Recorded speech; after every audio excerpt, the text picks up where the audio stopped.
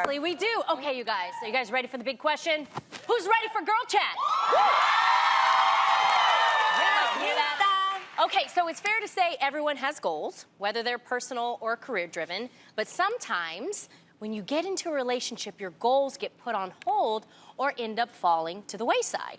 Well, according to Bustle, it can sneak up on you, and before you know it, you found yourself slacking in school, missing networking opportunities, or neglecting yourself, all because you're focused on another person.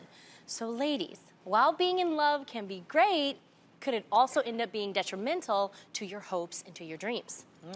I think it's really unfair to blame the distraction of love on the love itself or the other person. Because that's why I sit here always talking about self-love. If you prioritize yourself, you'll know what order of chain of people or things come after that. And that's when a relationship can thrive. You gotta take care of yourself first, and then the relationship will thrive that you put after. True. Yeah. You know what I mean? So true. So it's unfair to say, oh, I don't have time for love. I don't like it when people say that. When people say, I don't have time for love. No, you make time for yourself, and then that's gonna be organized enough for you to make time for the gushiness around you. I feel like, is it really love if it doesn't inspire you? Is it really love if it doesn't make you want to be better and make you believe in yourself? And I really do believe that there are certain people in your life that I like to call purpose partners. And I think that if that person encourages you, motivates you, makes you want to believe that you can do anything, then that's who you should be with, not someone that discourages you, tells you that you're whack, you can't do it, doesn't help you prioritize the things that you want to do with your life. Well, I think what they're talking about is when you first start dating and maybe you start getting too distracted. Getting to know, and you get distracted, and that can happen. Yeah, I mean, you know, you can stop, like, you can, like, instead of going to an important event, maybe you like, well, I want to spend the Friday with this person. Yeah. You know what I mean? And so that's what they're talking about. You have to set your goals and keep your goals. And really, I agree with Jeannie, it's unfair to say it because you're in a couple, because when I was single, I would get distracted. You know what I mean? It's all about you setting your goals or whatever your dreams are and sticking to it. And you are responsible whether you're single or you're with somebody. Yes, that is true. What if you express those goals to that person and again, they can actually help you? Like, what if you're like, babe, I don't want to go to this event, I'd rather stay with you. They should be like, babe, let me help you get ready. Yeah. Honestly, like, let me help you and motivate you to go. That's what happened to me, actually, on how I got this gig. Adam, who is, you know, my husband, when this job first, you know, came to me, I was like, I don't know. You know, sometimes you have this vision and this plan for yourself that you think you're going down, and then God kind of brings in something different, and it was the show. And he was like, no, Tamara, I think this could actually be pretty cool. And that's how I really, really knew that even when we were dating, that Adam was the one for me, because he wasn't intimidated by my goals. Yeah. He actually encouraged me, and we support each other. Yeah. I love the idea when you say purpose partner, because actually my husband, now it's the opposite. My husband quit his job being in news, and that was scary for me. Yeah. If I'm honest, you know, as long as I've known him, 14 years, he was a news journalist. He was like, you know what, Tamara, I just don't feel like, you know, doing that anymore. I now am gonna take over the winery. And I was like, you're gonna what? Huh? Oh, okay. But my husband supported me, and because, you know, I love him and I am his wife, I then in turn supported him. Beautiful. And now he is killing the game, you guys. Yeah. We're gonna have a tasting room in downtown Napa. Ooh. So when you guys come and visit downtown Napa, please visit House in Napa. Our tasting room. Yeah. He's killing it.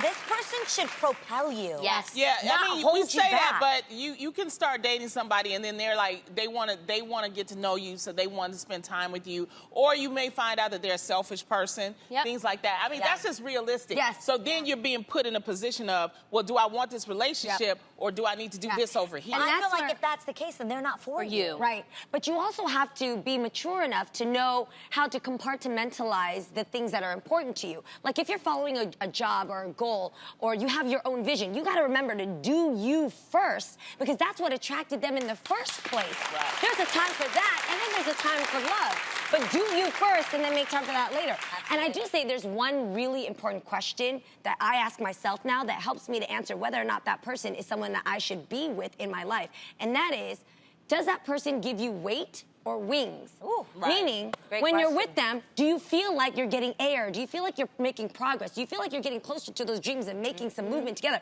Or do you feel like they're dragging you down, they're holding you back, they're actually Right. wearing Ball you and out? chain. Yo, if they're giving you weight, clip that, baby. Yes, Like, yes, yes, yes. I love that. I hate to be the one here that's like, you know, that sounds fine and dandy, but Yeah. when you start and you know, you get that and all that kind of stuff happens. No, Then she's you being feel honest. you're sexiest. Then you leave your house like, yes, I can conquer the world. Like anything is possible. You know what I mean? Like, Yes. but you don't front. Can we be honest? Even some of the comments on our Instagram, people might say, "You got a new glow." Some people might say, "You have a new perspective."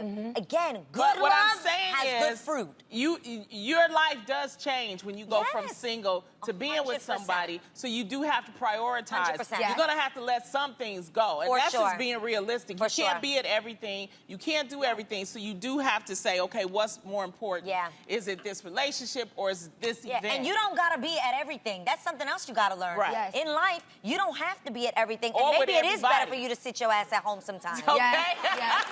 Sit down. She said, or with everybody. You know, with everything and I like it. everybody. Sit down for a second. That's okay. Okay. Well, your goals aren't the only thing that might change during your relationship. According to Madame Noir, your underwear will too. That's right. We're talking about your panties. All right. They just wrote an article about how your drawers change from date one to year one. They say that before you know it, you'll go from G-strings and floral bras to Target pack underwear. They even say that a woman's underwear can be a reflection of where she is and her life. So, ladies, Oh. do you believe that your panties get less sexy the longer you're with someone? I was starting with the Target panties, and I'm still with the Target panties. Just staying with it through and through. You're Yeah. loyal. Oh my God. I was right there with you, Lonnie. Like, I love a comfortable panty. I was at Target. I also went for the Costco pack. I was comfortable with them stretching up right here. But then now I realize that it was when, you know, for anybody who maybe wasn't happy at home or went through a marriage that has hardship, you lose the want and the need for other areas, you The know. sexiness? Yeah, you lose that. And it's not right, but it just naturally happens, which that was in the past. And now all of a sudden, you know, that I'm 40 and I got my finesse and I'm single and I'm ready to mingle. It's different, you're right. My lingerie is like, you know what I mean? You know when, you know, you're about to like, you put on your lingerie, you know, when you look at your own lingerie and you're like, oh, I'm gonna be booked tonight. And you also have your lingerie where I'm just gonna stay at home and read a book tonight. You know what I mean? You have two sets, but I love being able to have those options because a woman does have variety to her. She's gonna look good in her Target panties. She's gonna look good in her Wham Bam Thank You Ma'am because she's feeling herself and she knows which options she's allowed to have. Yeah, You know? It's funny. I started with the Target panties. So, you know, I was the virgin for a long, long time. That I don't want to put those Target panties back on. I'm proud of you, girl. Yes, Adrian. I'm in my Casabellas and my hanky-pankies. Yes. Yeah. The Wait, only wait, thing, wait. though... No, wait. The I only- don't want you dogging Target panties. You can still get some in Target panties. There's some That good, is true. really True, inexpensive, pretty but much. the only you know thing what I she's talking about. cannot do, you guys, why am I touching myself like that? The only thing I cannot do is the thong. I can't do the thong anymore. Okay, can I be honest? I just cannot do it. I never actually enjoyed thongs. I always preferred G-string. It's less material. If you're gonna have Okay. something, you know, in there, I'd I rather don't it own be... not one G-string. That's interesting. Really? Yeah, no. Now I know what to get you, girl. Yeah, hi. Okay, let me tell you, I actually have just been consistent with it. And that's because I don't wear underclothes for someone else. I really love to put on beautiful underclothes for myself. I'm the weirdo that like lays my clothes out the night before I go to bed. I always have a matching bra and panty that's just, my mom freaked me out as a kid. Like, what if we have to go to the emergency room? They're gonna think you dirty. Yep. Right. So I've always thought about this, have on clean socks, no holes in your underclothes. So I'm very meticulous about my underclothes. And even when I'm home alone, I still wear lingerie. You I feel put sexy. candles on. I feel Yeah. clean. I feel pretty. oh so pretty. So sometimes you just gotta do it for yourself, and then it doesn't cause you to That have to is a change. waste of damn time. No. You in lingerie by your damn self? No. Now, I'm not in like lingerie, like there's holes in places and bondage. Like, I'm by myself Ooh, and like. you do that too? I personally, like, I love a nice teddy. Like, Yeah. just a cute, pretty nightie that you can wear, a I cute do little that. pair of shorts and a top. I do that. Beautiful Yeah. floral There's nothing like robe. a robe, a satin Yes, robe at a home satin makes such a robe. big difference. I have It really a does. onesie. I have a onesie. You have a onesie? A Panda But is it onesie. crotchless? Wait, you're playing. You do not No, wear I'm a not- onesie. No, Oakley, my stylist, gave me a Panda onesie, and it's the most comfortable thing ever, okay? And I love it, and I roll around in it like it's lingerie. And there's nothing wrong with it. Okay. But here's another awkward conversation. Recently, one woman named Candice Marie Benbow went viral for the sweet way she dealt with her nosy neighbor. What'd she do? Candice says that while she appreciates her neighbor blasting music because she's learned some new songs, she just can't have it happening at 3 a.m. She says that's the time she should be dreaming about the things Michael B. Jordan can do to her. Yes, girl. Well. You know? Well.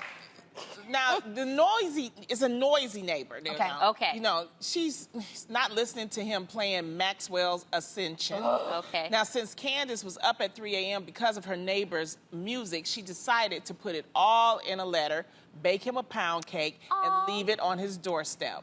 Well, Candace says prayer and pound cake work because not only did her neighbor Tommy lower his music and apologize, the two became friends, and he even invited her over for his next party. See that?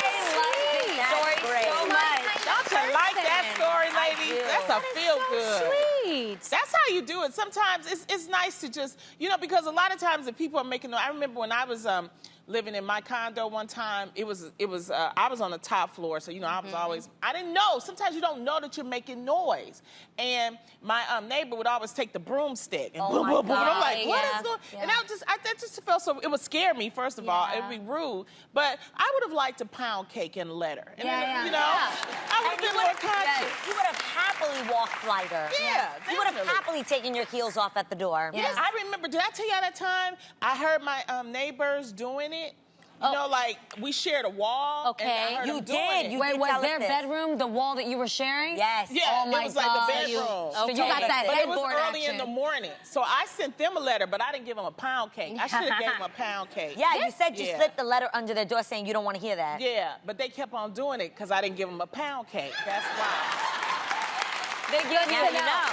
They give you a Actually, different kind of pound This cake. kind of happened to me. I didn't bake a pound cake or give him a letter, but I was really nice to him. I was living in a condo, and I had just moved in, and I didn't understand the parking situation, and I had parked into his parking spot. And I remember this guy, he came knocking on my door, just like screaming all these curse words, and he was clearly upset, all red in the face, and I was like, oh my, hello, hi, how are you? How was your day going? I'm so sorry. I didn't mean to upset you. And no joke, you guys, his name is Peter Boudreaux.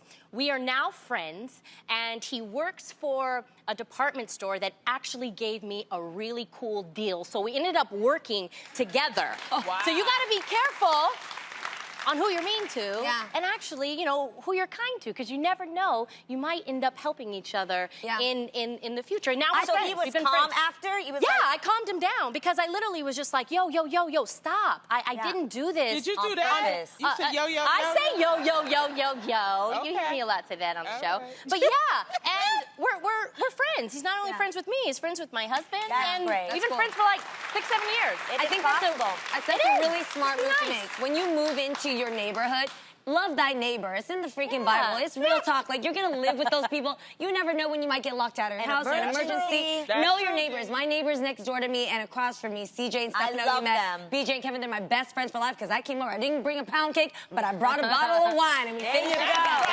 I love my neighbors. I have the greatest neighbors as well.